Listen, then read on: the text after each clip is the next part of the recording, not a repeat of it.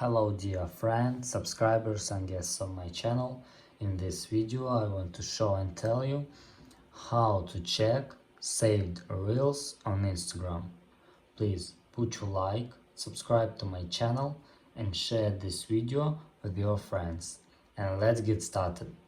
So first we need to go to Instagram. After that we need to go to our account here.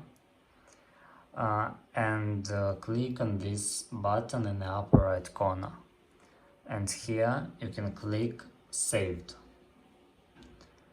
and here you can check saved reels on Instagram. And that's all. If you enjoyed this video and found it helpful, please put your like, subscribe to my channel and share this video with your friends. Bye bye everyone, see you later.